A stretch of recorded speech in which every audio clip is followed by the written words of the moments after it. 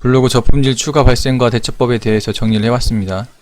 최근 한 달차 운영한 블로그 글에서 누락 현상, 정확히는 글이 검색은 되지만 맨 끝으로 위치한 현상이 나타나고 있어요. 제목 그대로 붙여넣기 검색을 했을 경우에 보통 1페이지 내에 요출이 돼야 되는데, 이 블로그에서는 글들이 맨 끝으로 위치가 되고 있어요.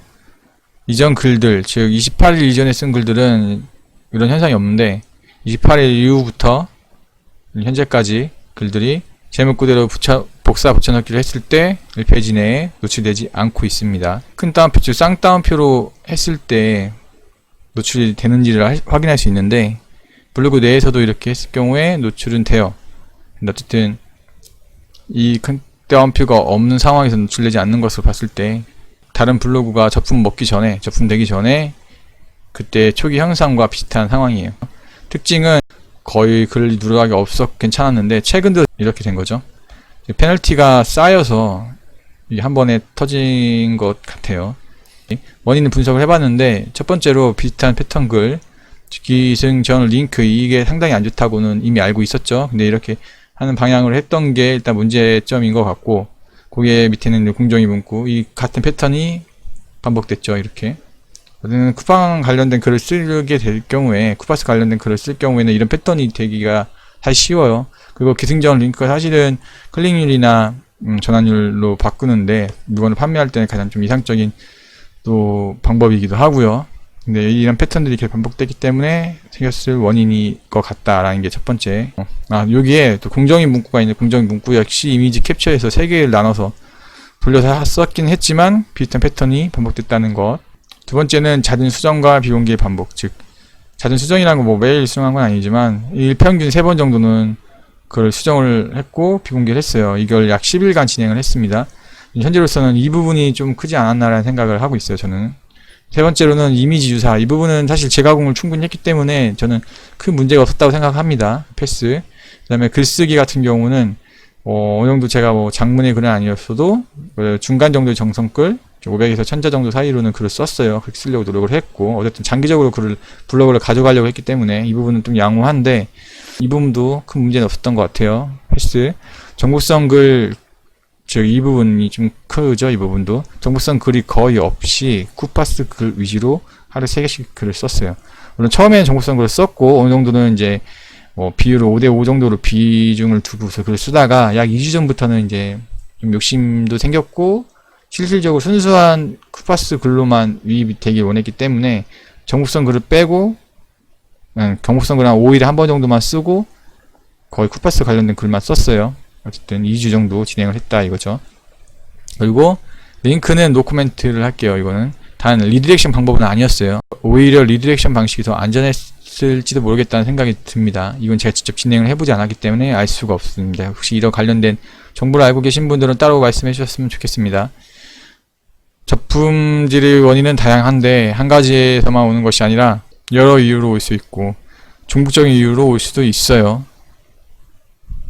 그게 문제인 거죠. 그래서 여러 가지 경우의 수를 따져봐서 사실 테스트를 해보면은 답을 찾기 쉬운데, 이 제품까지 가는 데는 한 달 정도 시간이 걸리기 때문에 혼자서 이 부분을 다 테스트 해보기는 사실 어려워요. 시스템 점검 및 업데이트 기간 이후에 또 이 현상이 나타나는 것을 봤을 때 의도적인 누락, 즉 어쩌면 대응팀이 따로 있나라는 생각까지 들고 있습니다. 앞으로 그러면 향후 계획이 어떻게 할 것이냐. 첫 번째로 현재 다른 블로그 개설한 상태, 즉 추가로 다시 또 개설한 상태고요. 다음 테스트를 진행할 예정입니다. 여러 경우의 수를 다 확인해보고 싶지만 아까 말한 것처럼 시간과 수익의 한정성 때문에 유력한 원인과 관련해서만 테스트를 진행해야 될 것 같아요. 두 번째로는 수정, 비공개 등 최소화할 것, 즉 글을 수정하는 것 비공개는 이거는 최소화해야 되는 게 당연한 것이죠. 예. 근데 다만 이제 저희가 했던 방식은 비공개와 이 수정을 글이 노출되지 않은 상태에서 시행을 했어요. 글이 뭐 보통 1시간 정도 내외, 그 이후에도 노출되고 발행이 되는데, 발행 후에 이제 노출되기 시작하는데, 그때는 수정하면 안 된다는 걸 알고 있어요. 하지만 그 전에도 수정하고 비공개를 했을 때, 즉 비공개 수정 이런 방법을 했을 때 문제가 된 건 아닐까라는 생각을 한번 해보게 됩니다. 저는 문제가 없을 거라고 생각을 했지만 어쨌든 이것도 원인 중에 하나가 아닐까. 세 번째로 이미지 재가공, 이것도 마찬가지 좀 더 디테일하게 재가공을 할 거고, 공정위 문구 역시는 동일하게 진행을 하되, 이 부분 사실 라이브러리에 노출되지 않게 해서 그냥 이미지를 복사해서 다른 블로그 포스팅할 때 이미지를 붙여넣기 하면은 라이브러리에 나타나지 않게 할 수 있거든요. 또 다른 저번에 한 유튜브 분이 말씀하신 것처럼 공정위 문구 역시 이렇게 하면 되는데, 저는 이 부분은 일단 그냥 동일하게 한번 진행을 해보려고요. 다만 이제 패턴만 좀 다르게 몇 개의 캡처 이미지화 해서 돌려가면서 한번 사용을 해볼게요. 그 다음에 정보성 글 없이 쿠파스 관련 글만 써보려고요. 좀 빨리 차에 접근돼서 다시 개선이 나올 수 있다는 생각이 드니까 이제 초반에만 좀 정보성 글을 좀 쓰고 바로 쿠파스 글 관련만 계속해서 써보려고 합니다. 다음 링크 부분만 좀 제가 고민을 해보려고 합니다. 이 링크 부분을 과연 어떻게 다르게 바꿨을 때 해결이 될 수 있을지, 그리고 가장 큰 원인에 대해서 또 찾아봤어요. 가장 큰 원인에 대해서 찾아봤는데, 사실 가장 큰 원인은, 저품의 원인은 체류 시간이라고 봐요, 저는. 일단 체류 시간은 기본적인 거죠. 예를 들면 이슈 관련된 글을 쓰고 방문자 수가 급상승했다가 하락했을 때 저품이 오는 경우가 있잖아요. 이런 경우도 체류 시간적인 부분, 또 뭐 티스토리나 이런 블로그나 다른 블로그에도 뭐 체류 시간 공격이라고 하잖아요. 계속해서 공격을 하는 경우를 봤을 때, 상품글 같은 경우는 그 통계를 보면은 체류 시간이 상당히 짧아요. 일단은 글을 좀 어느 정도 썼어도 다 읽어보지 않는 경우가 많고요. 그런 경우 생각했을 때 어쨌든 저품의 원인이 체류 시간, 이 부분이 가장 크지 않았나 생각을 합니다. 이 부분은 추후에 따로 테스트를 해볼게요. 현재 방법은 크게 세 가지. 첫 번째, 단타형 블로그로 저품은 예상하면서 저품질 블로그가 되는 것은 어느 정도 각오하면서 고가 수익 중심으로 치고 빠지는 거죠. 네. 한 달 정도 수명을 예상해요, 보통은. 그 다음에 두 번째로 장기 진행형, 이건 성장형 블로그. 어떻게 보면 가장 이상적인 방향이긴 한데, 키우는데 상당한 시간이 걸리고, 블로그 어느 정도 모든 부분에서 디테일한 부분을 적용을 해봐야 돼요. 또 글 쓰는 솜씨도 또 있어야 되고, 이웃관리나 여러가지 복합적인 부분이 들어가기 때문에 이 부분은 이상적이지만 많은 시간이 필요하다. 이 부분, 즉 파워블로그 아니면 인플루언스 같은 블로그가 되면서 쿠파스 글은 최소화하는 거, 정보성 중심으로 가되 쿠파스 글은 최소화한다. 이게 가장 좋은 방법이긴 해요. 그다음에 세 번째는 1번과 2번의 중간 형태죠. 제가 봤을 때는 이게 현재로서 보통 일반인 사람들이 지향할 때 가장 좋은 방법이 아닐까. 어느 정도 수익이 안정적으로 나오고 글이 쌓이면서 수익이 우상향 되도록, 고수익은 아니더라도 신생 블로그 기준 약 3개월 이상은 유지될 수 있게 하는 것.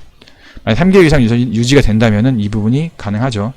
그걸 찾아내는 방법을 지금 계속해서 테스트를 하는 거고, 이렇게 됐을 경우에 목표는 6개월 1년 이상, 즉 1년 이상 더 오래되면 더 좋고요. 글이 블로그가 살아남고 계속 했을 때 수익이 최소 월 100 이상은 되지 않을까.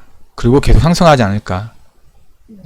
즉 이 세 번째 방법을 찾는 게 가장 핵심인 것 같아요. 제 개인적인 생각에는. 한 가지 더 첨부를 한다면, 오래된 블로그, 잘 관리된 블로그에는 링크를 다는 것은 리스크가 커요.